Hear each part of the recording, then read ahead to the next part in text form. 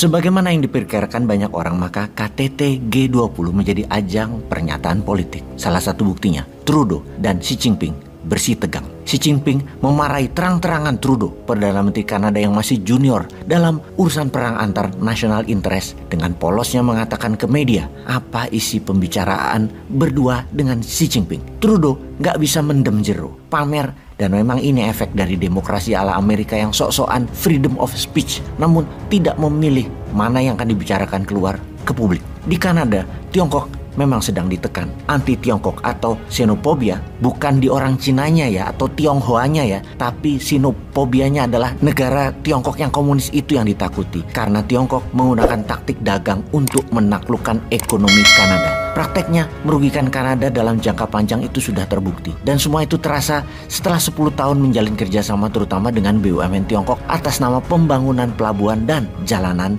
atau infrastruktur. Kanada secara dagang, defisit neraca perdagangan dengan Tiongkok itu melebar jauh setiap tahunnya. Kata-kata merugi sebuah negara dalam jangka panjang berhubungan dengan Tiongkok terasa sekali di negara-negara ekonomi bawah atau negara berkembang. Memang di awalnya terlihat menguntungkan dan Tiongkok terlihat lebih baik. Ada pembangunan di negara yang dibantunya tersebut. Namun siapapun kalau dagang gak mau rugi dan mau untung besar. Kalau Amerika itu memang bukan negara dagang, mereka negara koboi. Ambil cepat, gak nurut, tantang duel, tembak, dor, selesai. Amerika itu perampok. Kalau Tiongkok strateginya lebih soft power, gak kerasa di masyarakat, bahkan terlihat bermanfaat. Namun sumber daya alam habis aja dikasih mereka 10 tahun apa aja. Mereka brutal menyedotnya. Itu Tiongkok. Kalau Indonesia tidak ada sumber daya alam, mana mungkin Xi Jinping sering datang ke Indonesia. Anggap Indonesia itu negara Fiji atau Solomon Island di selatan Pasifik. Dilirik juga kagak. Gak ada lah yang namanya makan gratis itu.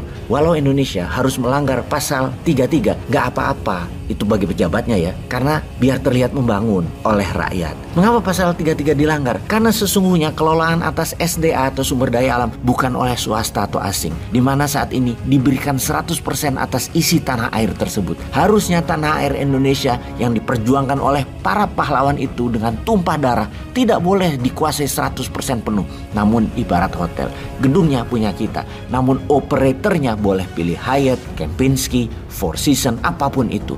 Mereka dibayar per tonase jasa mereka kalau itu tambang. Mereka tidak boleh menjaminkan aset hotel tersebut untuk biaya operasi. Tidak boleh. Mereka hanya jasa dan dibayar jasa. Jadi semua tambang milik negara. Pengusahanya hanyalah jasa pengambilan dan pengolahan. Hanya dibayar fee. Dan hasil akhir 100% milik Indonesia. Tembaga atau koper, emas, platinum, minyak dan gas, palladium, aluminium dan lain sebagainya. Semua hanya jasa yang dibayarkan atas proses. Mulai dari tambang, smelter hingga refining atau pemurnian.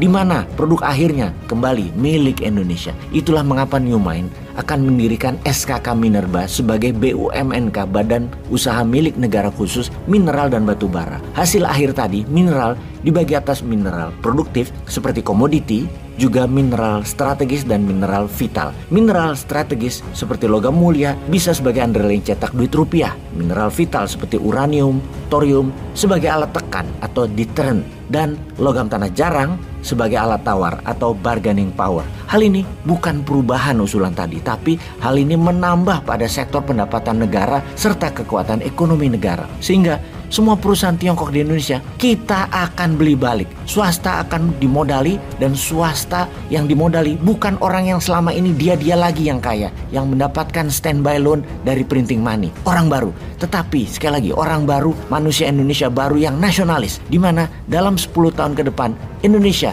kita akan membuat 100 triliuner atau 100 bilioner baru di Indonesia. Kita akan paksa semua investor tambang asing melepas saham mayoritasnya dan dibeli walau harga 2 kali lipat nilai investasi awalnya. Uang yang dicetak itu punya 2 jaminan. 1 precious metal, 2 proyeknya. Bayar pakai rupiah investasi tersebut. Seperti Rusia membeli gas dan minyak Rusia pakai rubel. Nanti Indonesia juga sama. Beli mineral Indonesia bayar pakai rupiah. Ada yang mau daftar para sahabat nasionalis yang mau mendapatkan pre-approved loan tanpa bunga tersebut?